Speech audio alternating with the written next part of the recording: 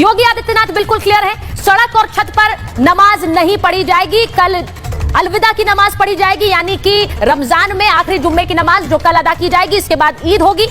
ये बिल्कुल साफ कर दिया है यूपी में प्रशासन ने कि यूपी में सड़क पर नमाज नहीं पढ़ी जाएगी। इसे लेकर प्रशासन ने फरमान भी जारी कर दिया है। यानी कि जो पीछे आप मेरे तस्वीरें देख रहे हैं, इस तरह की तस्वीरें आप अक्सर देखते होंगे, ईद के त्योहार पर देखते होंगे, लेकिन ये कह दिया गया है नमाज पढ़िए, मस्जिद में पढ़िए, अपने घरों में पढ़िए, लेकिन सड़क घेर कर नहीं पढ़ सकते हैं, क्योंकि सड़क पर जब आप नमाज पढ़ते हैं तो आप दूसरों के लिए भी सड़क बाधित कर देते हैं। ये नहीं होगा। इसे लेकर खास फरमान मेरठ पुलिस ने जारी किया और उसके बाद संभल पुलिस ने तो ये कहा है कि संभल में घर की छतों पर भी नमाज नहीं होगी। जो आप इस वक्त तैयारियां देख रहे हैं, ये यूपी में पुलिस फोर्स जो कि जगह जगह बढ़ाई गई है, क्योंकि नवरात्रों का त्योहार है और नवरात्रों के साथ साथ ईद का भी त्योहार है। ऐसे में अलविदा की नमाज कल होने वाली और इसी के साथ ईद की भी नमाज होगी। ऐसे में सड़कों पर कोई भी नमाज अदा नहीं की जाएगी। इसे लेकर सवाल उठाए जा रहे हैं कि यह धार्मिक आजादी का उल्लंघन है। आज इसी पर महाभारत कर रही हूं, आपको ये तस्वीरें भी दिखाऊंगी जो संभल से आ रही है, जो मेरठ से आ रही है, अलीगढ़ से आ रही है। लेकिन योगी आदित्यनाथ का मैसेज क्लियर है, क्या इसे मानेंगे देश के मुसलमान?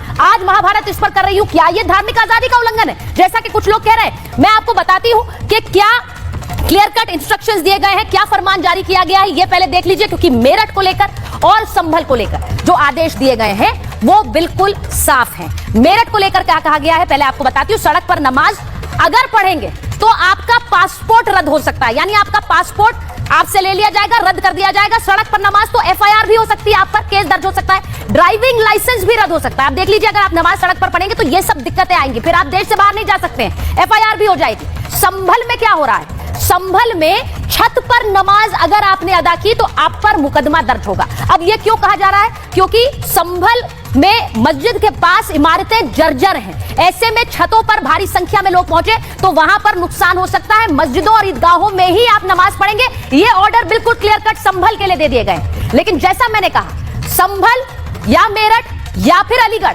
जगह जगह फरमान जारी बिल्कुल क्लियर है कि सड़क पर नमाज नहीं होगी। अब योगी आदित्यनाथ ने, उनके प्रशासन ने अगर ये ऑर्डर दिया है, इसे लेकर पुलिस प्रशासन इसे अमली जामा अलग अलग यूपी के शहरों में करा रहा है। लेकिन ये मांग महाराष्ट्र में भी उठ गई, ये मांग दिल्ली में भी उठ गई है कि इन राज्यों में भी सड़क पर नमाज पर बैन लगाया जाए। सड़क बाधित नहीं हो सकती। नमाज पढ़ना है तो घर में पढ़े, अपने घर में पढ़े या मस्जिद में पढ़े। इसी को लेकर आज महाभारत कर रही हूं। यह रिपोर्ट पहले देखिए। यूपी में अब सड़क पर नो नमाज, संभल में छत पर भी नो नमाज। योगी लाउड एंड क्लियर है, यूपी में इस बार ईद पर सड़कें जाम नहीं होंगी। अलविदा की नमाज के लिए यूपी के अलग अलग इलाकों में फरमान जारी कर दिया गया है। इस बार घर और मस्जिद में ही पढ़े नमाज। संभल के लिए तो खास फरमान जारी किया गया है। संभल प्रशासन ने एक नया निर्णय लिया है कि सड़कों पर और खास तौर पर छतों पर कोई भी नमाज अदा नहीं करेगा। इसको लेकर लगातार अमन कमेटी और मुस्लिम समुदाय के लोगों से बात भी की जा रही है। उसके पीछे प्रशासन का साफ तौर पर कहना है कि शाही जामा मस्जिद के आसपास जो घर है वो काफी पुराने घर है। कुछ ऐसे घर है जो बेहद पुराने हैं, पुराना कंस्ट्रक्शन उनमें हो रखा है, जो की बेहद खराब स्थिति में भी है। यूपी प्रशासन के फरमान के बाद सियासत गर्मा गई।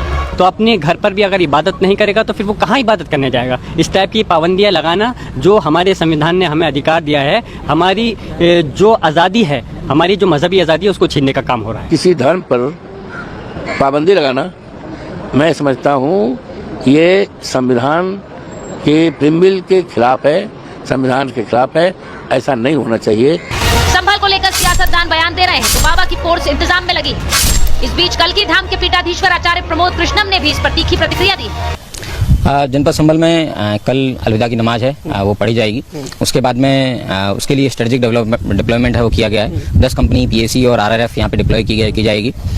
कल पीस कमेटी में जो यहाँ पे संभल स्तर की पीस कमेटी थी, उससे पूर्व भी जनपद स्तर की पीस कमेटी की गई थी। उसमें बताया गया था कि सड़कों पर कोई व्यक्ति नमाज नहीं पढ़ेगा। डॉक्टर जियाउर रहमान बर्क साहब संभल के सांसद हैं। वो बात जो है, उनके जो ख्याल हैं, उनकी जो सोच है, उनकी जो आइडियोलॉजी है, वो हिंदुस्तान की नहीं है। वो पाकिस्तान, तालिबान, बांग्लादेश, इसकी विचारधारा पे चलते हैं। वो रहते यहाँ हैं, इलेक्शन यहाँ लड़ते हैं, जीतते यहाँ से हैं, भारत की संसद में बैठते हैं, लेकिन दिल उनका पाकिस्तान में धड़कता है। सड़क पर नमाज बैन की गूंज संभल मेरठ से लेकर दिल्ली टू महाराष्ट्र भी पहुंच गई।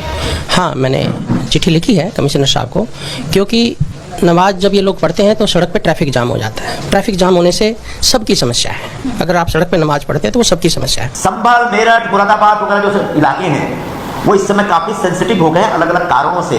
तब वहाँ के उत्तर प्रदेश की सरकार ने इस प्रकार का आदेश जारी किया है कि सड़कों पर नमाज न पढ़िए, इसका रिएक्शन हो सकता है। बिल्कुल उसी तरीके से मुंबई में भी मैं मांग करूँगा मुंबई पुलिस से और महाराष्ट्र सरकार से कि इस ईद पे जितने मुस्लिम भाई हैं वो सभी या तो ईदगाह में जाकर नमाज पढ़ें या मस्जिदों में नमाज पढ़ें, मुंबई के सड़कों पे नमाज न पढ़ें। सड़क पर नमाज पर बैन लग गया तो तुष्टीकरण गैंग भी बेचैन हो गया। प्रशासन के इस आदेश पर वोट बैंक की रोटियां सेकी जाने लगी। जिस शाही जामा मस्जिद का मामला न्यायालय में विचाराधीन है, उस पर सपा नेता फिरोज खान पुष्प वर्षा करने की मंशा पाले बैठे। 30 रोजे रखने वाले और नमाजी जो दुआ कर रहा था और 30 रोजे रखे उसने भूखे प्यास रह के और मुल्क के लिए दुआ करी, तो उसके ऊपर भी फूलों का जुम्मा पे भी आप चाह रहे हैं कि पुष्प वर्षा? जी भाई, उसे कुछ मिले न मिले, ऊपर से गिरा हुआ एक मोहब्बत का फूल अगर उसे मिल जाए तो समझेगा कि हाँ मेरा प्रदेश में कुछ मजबूती मेरे पास है, मेरी इबादत में दम। इतने सालों में एक बार भी सपा ने मस्जिद पर पुष्प वर्षा नहीं कराई, लेकिन अब जब मामला विचाराधीन है तो पुष्प वर्षा की भी बात हो रही। महाभारत में सीधा सवाल पूछ रही, योगी का आदेश मानेंगे नमाजी? योगी की फोर्स के आदेश पर सियासी घमासान तो जारी है, लेकिन सड़कों पर घमासान नहीं होना चाहिए। Bureau report, Republic. और मैं आपको बड़ी खबर बता रही हूँ, जो तस्वीरें हमारे पास संभल से आ रही है। संभल में अलविदा की नमाज को लेकर पुलिस अलर्ट है। सेक्टर और जोन के तहत पुलिस फोर्स की तैनाती की गई है।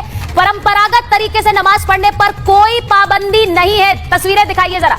ये संभल से फ्लैग मार्च की तस्वीरें आ रही है हमारे पास। मस्जिदों में छोटे माइक लगाने के निर्देश दिए गए हैं। मस्जिदों में नमाज पढ़ी जाएगी और घरों में नमाज पढ़ी जाएगी, लेकिन सड़क पर और छत पर नमाज पढ़ने की इजाजत नहीं है। फ्लैग मार्च की तस्वीरें इस वक्त आ रही है हमारे पास। जतिन के पास जाएंगे। जतिन, जरा तस्वीरें दिखाइए वहां पर। जरा फ्लैग मार्च की तस्वीरों को फुल करिए। अनिल आप दिखाइए जरा। जतिन, वहां से क्या तस्वीरें आ रही?